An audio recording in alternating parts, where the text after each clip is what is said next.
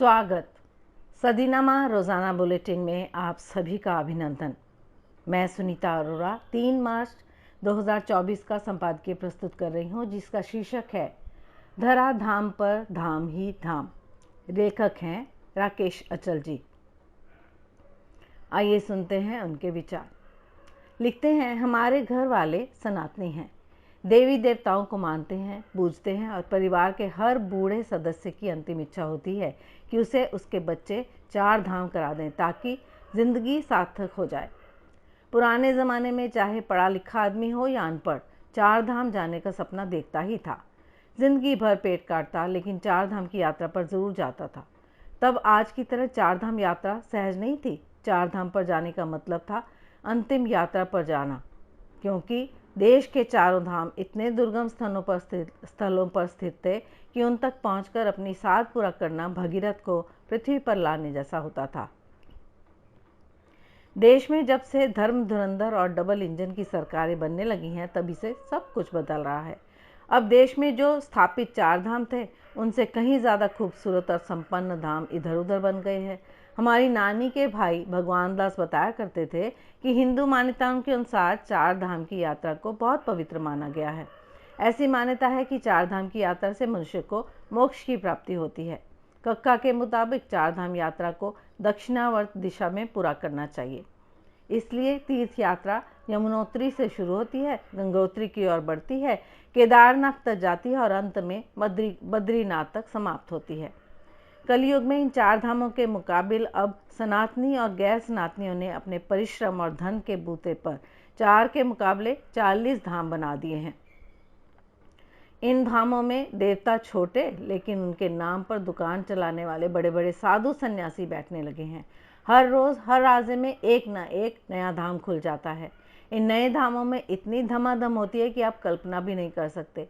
इन धामों में कोई और जाए या ना जाए, लेकिन नेता, मंत्री, विधायक, संसद और तो और प्रधानमंत्री जी ज़रूर जाते हैं। बाबा बागेश्वर ने अपना धाम बना लिया, पंठोगर वालों ने अपना धाम ठोक दिया, प्रदीप मिश्रा का अपना धाम है और ऐसे ही किसी तीसरे का तीसरा, चौथा का चौथा धाम है।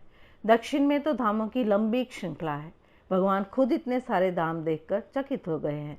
धाम का मोटा और महीन अर्थ एक ही है कि वह स्थान जहाँ किसी देवता का निवास हो, देवस्थान या पुण्य स्थान, मंदिर, तीर्थ हो, वो ही धाम है। महाभारत के अनुसार धाम अपने आप में एक प्रकार के देवता हैं। शब्दकोश में धाम के लिए ग्रह, घर, मकान, बागडोर, लगामदेह, शरीर, तन, स्वर्ग, वैकुंठ, 4 दीवारी, वैभव, ज्योति, किरण, शोभा, प्रताप, प्रभाव, तेज, विष्णु, ब्रह्म, जन्म और गति को भी धाम ही कहा जाता है। हिंदुओं के धाम 4 से ज़्यादा नहीं होते और ना हो सकते हैं। ठीक वैसे ही जैसे मक्का और मदीना मुस्लिमों के 2 पवित्र स्थान हैं।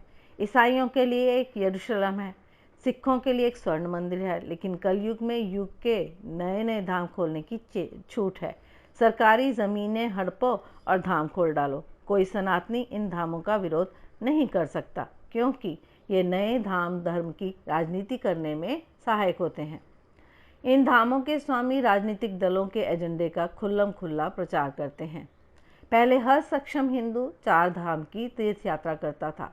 ये 4 धाम वे थे जिनका विधान आदि शंकराचार्य ने बताया था।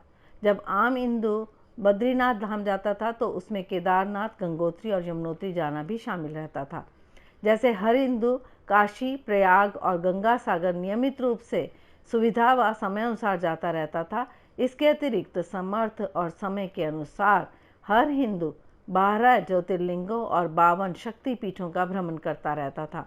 लेकिन अब सब कुछ उल्टा पुल्टा हो रहा है। बाबा तुलसीदास ने सबको सचेत किया कि मारक सोई ज कहू जो विभावा, पंडित सोई जो गाल बजावा, मिथ्यारंभ धम्ब रत जोई, ता कहूँ संत कहो सब कोई।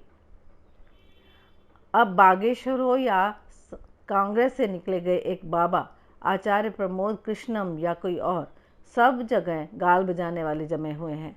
कोई उनका कुछ बिगाड़ नहीं सकता, क्योंकि सत्ता का संरक्षण उनके ऊपर है।